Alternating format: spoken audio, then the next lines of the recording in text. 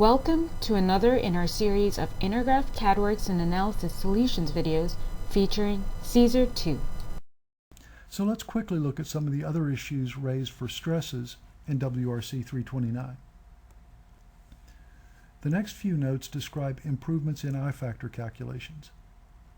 When D over D is less than 0.5, WRC 329 on its page 22 stated, "In discussing this kind of example with users of the code, we have been told that the code requirements are obviously silly."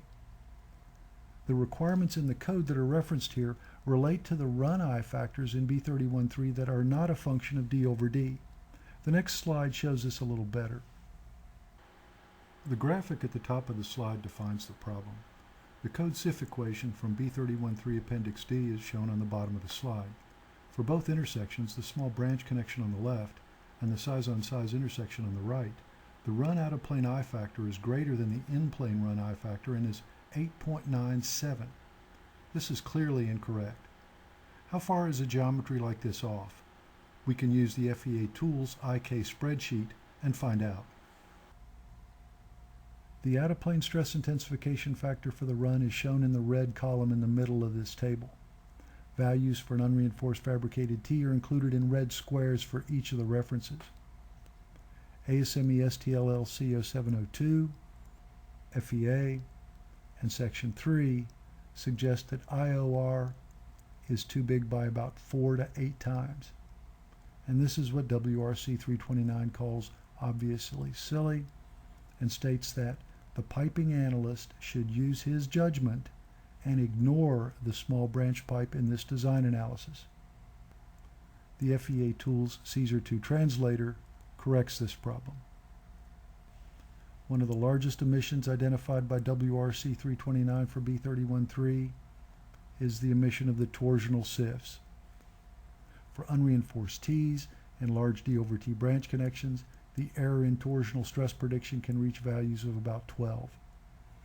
This slide shows that for welding T's with large D over T ratios, the torsional CIF error can reach values of about 5.7. So the pattern we observed earlier for D over T continues. For large D over T branch connections, errant effects can increase. There is a reason, of course, that we don't see many problems with most pipe, and that's because the D over T ratio for most pipe is small, and that the CIFs and the Ks tend to be closer to values of 1 or 2 rather than values of 6 or 8. WRC 329 makes recommendations to fix these problems and adjust equations, and as part of that effort, it eliminates the need for an effective section modulus. Part of the new equations also involve a correction for integral weld-on fittings, or OLETs. Here's a note from WRC 329 for OLETs. The significant comments are highlighted in red. Table 1F, the OLET or contoured weld-on fitting, may be significantly unconservative for all D over D ratios. The unconservatism of 2, when compared to the error that arises by omitting the torsional I-factor, is not particularly significant. For fatigue in the piping codes beyond 3125 to 7000 cycles, the separation between 100% of the design load and the mean failure is about 2. This tells us that we're fortunate that most piping systems with large D over T ratios don't cycle. Let's look at the out-of-plane data for OLETs and other branch connections used to assist with the Note 11 formulation in Appendix D. On the left side is the graph from WRC 329, and on the right is the same data reorganized based on intersection type. UFTs are on the left, extruded T's are in the middle, and OLETs are on the right. So let's pull out the reorganized data and take a closer look. At the top of the yellow zone on the plot for OLETs, it can be seen how the 0702 CIFs follow the test data. The difference between the current B31.3 equation and the test data as shown as the separation between the green triangles, which represent the B31.3 calculated CIFs, and the blue diamonds, which represent the test data. The error with the existing B31.3 equation when compared to the test data is about 2, as identified in WRC 329 and is shown by the yellow zone in the chart.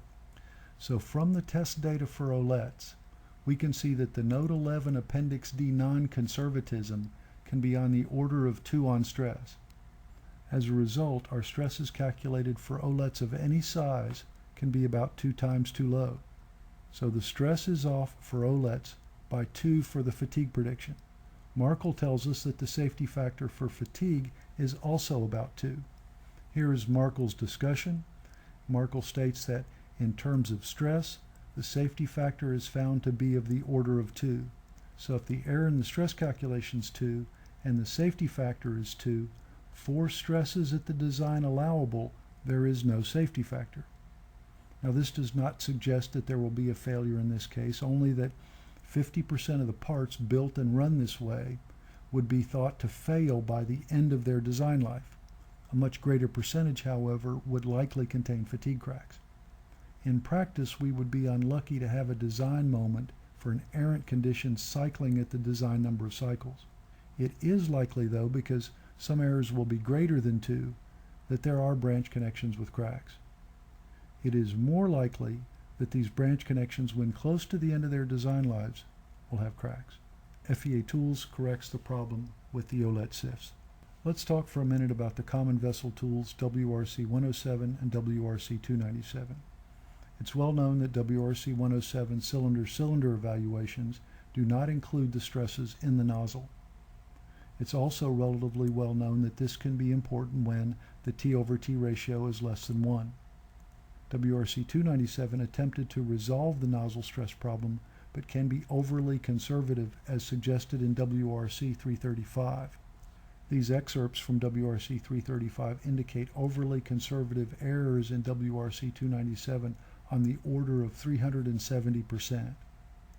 370% is generally considered a bit too conservative for day-to-day design purposes. FEA Tools and finite element solutions do not suffer from these inconsistencies. In 2007, Chris Hennett showed that the slope of the Markle curve for fatigue produced in the 1950s didn't match more recent fatigue tests from anywhere else in the world. Newer SIF tests should probably be adjusted accordingly. Hennett's tests also demonstrated the KE greater than 1 effect for cantilever tests identified in the Scavuzzo 4-point bend tests described in WRC 433. These tests showed how the 4-point bend fatigue test may not agree with the Markle test and shouldn't. Consistent results can only be obtained from consistent tests. And so for I factors in piping, the consistent test is the cantilever Markle test.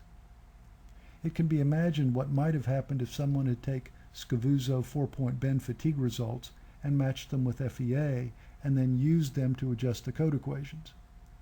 The FEA results would have been correct and the fatigue results would have been correct, but it would not have been suitable for use with current standard elastic approaches used in piping. This has been described in section 5.7 of WRC 433. So even with FEA in testing, we definitely need to be careful. And lastly, ASME STLLC 0702 identified welding T geometry problems in off-the-shelf B16-9 components. Some measured B16-9 Ts were found to have wall thicknesses thinner than the matching pipe they were intended to be used with. This is generally considered inappropriate. The Ts, however, were still stamped as being in accordance with B16-9. It's been demonstrated by PRG tests that 4-inch carbon steel Ts made in these types of dimensions may have only about 66% of the intended burst test capacity. The Ts of concern that were measured were 18-inch 10S Ts and are shown in the upper right figure in this slide. Welding Ts manufactured in the 50s and 60s often had 1.5 to 3 times the matching pipe wall thicknesses distributed in the T-body and crotch. Since around the 1980s, it's thought that most welding Ts have thicknesses around between 1.1 to 1.5 times the matching pipe thicknesses distributed in the T-body and crotch. These recent B16-9 welding T measurements have shown that thicknesses can exist between 0.87 and 1 times the matching pipe wall thickness. FEA Tools also provides an option for this. Users can select light Ts to have these light-walled Ts with greater I factors but lower K factors inserted into their Caesar 2 models. Users can also select medium T's to get the more standard T's of the day used in their analysis. Heavy T's can be selected for use with T's that were more common in Markle's day. So we've talked about errors to be corrected, where the number one error was with K factors for loads. We also talked about how stress, cyclic systems, and rotating equipment can be impacted. So let's summarize. Calculation errors that we've seen are generally a function of d over t. Bigger errors exist as d over t gets greater than about 50. When cycles are greater than 3,125 or when cycles are greater than around 7,000, stresses should probably be calculated accurately. K factors can affect loads, which can also affect rotating equipment and stresses. If the stresses control the solution, for whatever reason, FEA tools might be able to help. Short, stiff piping systems emphasize the K factor. Thank you for sharing your time with us. For Caesar 2 news, success stories, and free webinars, please Google Caesar Insider Blog.